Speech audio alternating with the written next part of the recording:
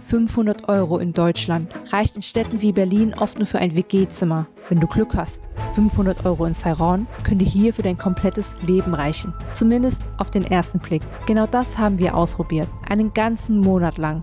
Eigene Wohnung, Essen gehen, Alltag. Aber hier ist der Haken. Saigon ist die teuerste Stadt Vietnams. Also die große Frage, Paradies für 500 € oder kompletter Realitätsschock?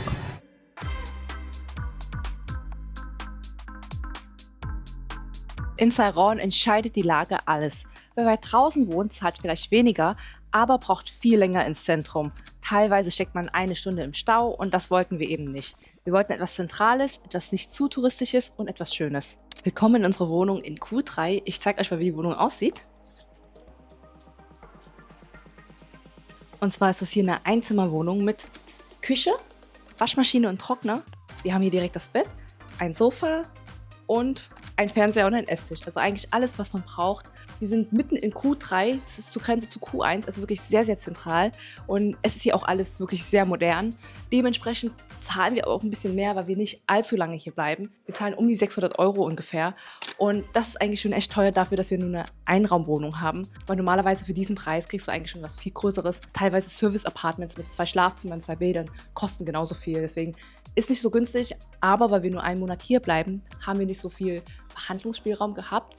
Eher, wenn man so mindestens 6 Monate bleibt an einem Ort, kann man gut verhandeln und auch wirklich günstige Wohnungen bekommen. Und wie gesagt, sowas wie Waschmaschine und Trockner war auch schon mit inklusive. Ist auch alles sehr modern und neu, muss ich sagen. Also sieht echt top aus. Und wir hatten sogar Waschmittel und alles schon inklusive. Das heißt, wir mussten es nicht extra kaufen. Genau, und hier ist ja immer der Kleiderschrank. Der ist jetzt nicht besonders groß, aber wir haben auch nicht so viele Sachen, deswegen reicht es für uns komplett. Und hier ist auch direkt das Badezimmer. Ist jetzt kein großes Badezimmer oder so, aber es ist sauber und es ist modern. Das ist halt so eine typisch offene Dusche, wie man das in Vietnam kennt. Aber für uns ist es nicht so schlimm, wir kennen das ja schon von anderen Orten und Hotels, deswegen kann man nicht meckern. Es ist halt ein Badezimmer, ne? Und hier ist dieser kleine Wohnzimmerbereich, sag ich mal. Grenzt direkt ins Schlafzimmer und an die Küche ran. Ist trotzdem praktisch.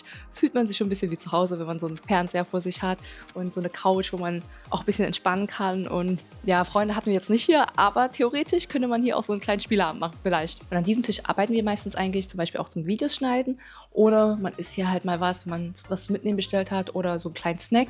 Übrigens ist hier auch Strom, Internet und Wasser schon inklusive. Normalerweise zahlt man das eigentlich immer extra, aber das ist eher, wenn man lange bleibt. Wir haben halt einen Ort gebucht, den man auch für wenige Tage oder einen Monat buchen kann. Das haben wir alles in einen Komplettpreis bekommen. Genau, das war unsere Wohnung und wir ziehen auch schon morgen wieder aus. Aber mich würde noch interessieren, findet ihr diese Wohnung zu teuer oder zu günstig für das, was man bekommt? Schreibt uns das gerne in die Kommentare.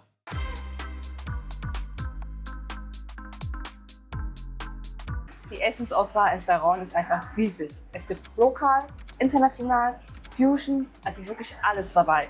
Und das ist auch das Problem. Man kann sich nicht entscheiden und die Versuchung ist einfach so groß. Das Problem hatten wir zum Beispiel in Nha Trang nicht. Zum Frühstück essen wir meistens etwas Lokales. Heute haben wir uns etwas Leichtes entschieden, und zwar Beng Quon. Aber da wir gerade im Süden sind, hier heißt es Beng Ur. Im Norden und Süden gibt es oft Unterschiede, was das Essen angeht, von dem Namen her, aber auch von der Zubereitung. Hier im Süden isst man diese Reisröllchen, meistens mit gegrilltem Schweinefleisch, in einer Nuc Mam Soße. Das kann man sich ein bisschen vorstellen wie eine Bun Cha, nur statt Nudeln bekommt man halt diese Reisröllchen. Beides isst man einfach zusammen und das ist eigentlich auch meistens sehr günstig. Also unsere Portion kostet zum Beispiel nur 40k. In dieser Fischsoße ist bereits das Fleisch drin. Ich tue gerne noch solche Thunquats rein, damit das Ganze ein bisschen sauer wird. Und anschließend auch noch ein paar Kräuter rein. Mal kurz durchmischen.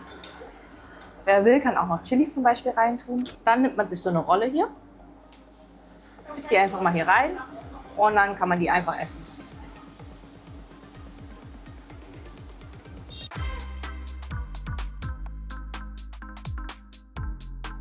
Vietnam hat eine sehr besondere Kaffeekultur. An jeder Ecke findest du hier einen Laden. Wir haben hier einen schwarzen vietnamesischen Kaffee mit Kondensmilch. Kostet 35k. Also ein bisschen mehr als 1 Euro. Ab und zu setzen wir uns aber auch in einem richtigen Laden rein, wo man ganz in Ruhe arbeiten kann, mit einem richtigen Tisch. Dort kostet der Kaffee auch schon mal schnell das Doppelte, also 60, 70k pro Kaffee.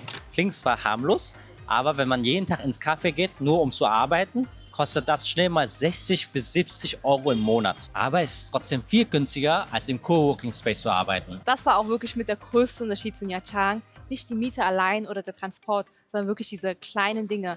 Kaffee ja oder nein, lokal oder international. Das war halt wirklich das, was unser Budget am Ende sprengt oder rettet.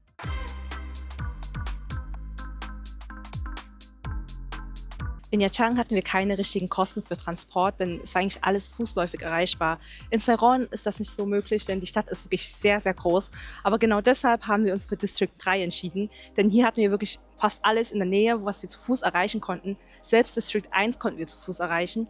Und wir waren eigentlich auch hauptsächlich nur in den Vierteln District 1, 2 und 3. Und zwischen District 1 und District 2 fährt auch eine Metro. Und die Fahrt kostet auch nur so 20 Cent pro Person pro Fahrt, was wirklich sehr, sehr günstig ist. Und falls wir doch mal mit Crab oder Seng fahren mussten, hat das auch nur so 35 bis 45 K pro Person gekostet, also 1, 2 Euro. Falls ihr aber länger in Vietnam bleibt, können wir euch auf jeden Fall auch ein Moped empfehlen. Das könnt ihr dann einen Monat oder selbst ein paar Tage nur ausleihen. Dadurch, dass wir halt wirklich nicht so viel fahren mussten wir uns auch kein Moped ausleihen. Aber wenn ihr zum Beispiel weiter weg wohnt und wirklich oft fahren müsst, also 2-, 3-mal am Tag und das jedes Mal für 2 Euro pro Fahrt, kann halt am Ende auch schon 150 Euro im Monat ausmachen.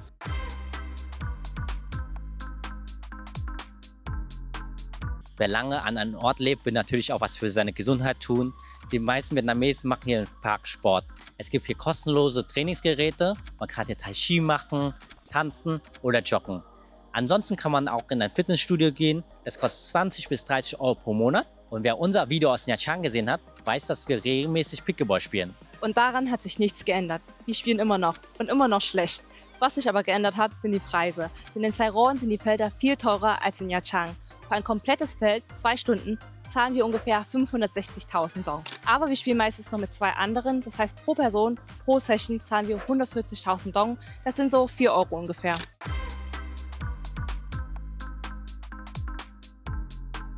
Ab und zu gehen wir auch zur Massage. In Nha Trang haben wir zum Beispiel 7,50 Euro für eine Stunde Massage pro Person gezahlt. In Saigon ist das schon ein bisschen teurer. Okay, wir sind jetzt bei der Massage und die haben wirklich sehr, sehr viel Auswahl. Also zum Beispiel hier Schulter- und Rückenmassage, 45 Minuten, kostet 360.000 Dong. Eine Kopfmassage, 30 Minuten, kostet 320.000 Dong. Eine Aromatherapie-Massage gibt es 60 Minuten, 75 Minuten, 90 Minuten, kostet dann dementsprechend 390.000 Dong, 84.000 Dong oder 580.000 Dong. Dann gibt es hier noch eine Thai-Massage, auch 60, 75, 90 Minuten. Hot Stone Massage, auch 75 oder 90 Minuten und auch eine Deep Tissue Massage, 60, 75 und 90 Minuten. Wir nehmen meistens Deep Tissue Massage für 60 Minuten für 390.000 Dong. Es gibt hier auch immer einen Willkommenstee. Ich glaube, das ist Zitronengrastee und dann noch so Kekse zum Essen.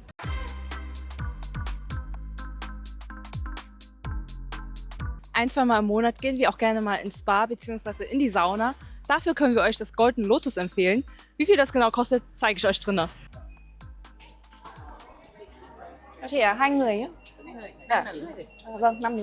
Wir haben uns jetzt umgezogen. Das ist nämlich keine Sauna, wie ihr aus Deutschland kennt, sondern eher ein koreanisches Sauna. Also das ist an ein Jinjibang inspiriert.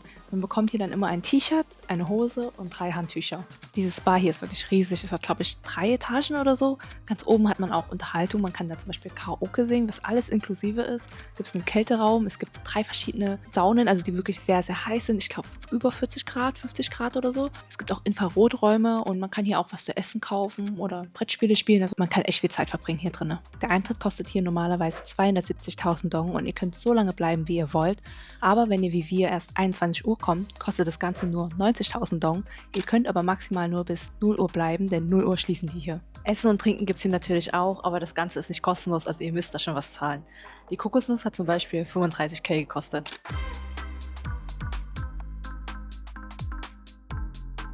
Bevor es jetzt mit der Kostenübersicht weitergeht, wenn dieses Video rauskommt, sind wir aktuell in China. Falls ihr also Fragen dazu habt, stellt sie uns gerne in den Kommentaren. Und keine Sorge, wir werden uns auch noch den Norden von Vietnam im Anschluss anschauen. Hierzu werden auch ganz viele Videos kommen. Deshalb lasst uns gerne ein Abo da, damit ihr auch keine weiteren Videos verpasst. Und jetzt geht's weiter mit den Kosten. Für die Unterkunft zahlen wir also 600 Euro im Monat. Für die Verpflegung 469,80 Euro. Für den Transport ca. 30 Euro. Für Sport 35,84 Euro. Für die Krankenversicherung zahlen wir zusammen 68 Euro. Und natürlich kommen auch noch sonstige Kosten dazu, wie zum Beispiel Friseur, Spa, SIM-Karte und Co. Da zahlen wir 46,97 €. Also zahlen wir pro Monat 1.250 Euro und 61 Cent. Pro Person wären das 635 Euro und 35 Cent. Also haben wir die 500 € nicht geschafft. Hätten wir natürlich sowas wie Massage weggelassen, Sauna und Pickleball, dann bestimmt. Ihr seht, 500 € in Saigon funktioniert, aber entspannt ist es nicht mehr. Angenehmer wird es bei einem Budget ab 700 bis 800 € und luxuriös ab 1200 €. Wenn ihr wissen wollt, wie das Leben in Vietnam wirklich aussieht, schaut euch gerne dieses Video hier an.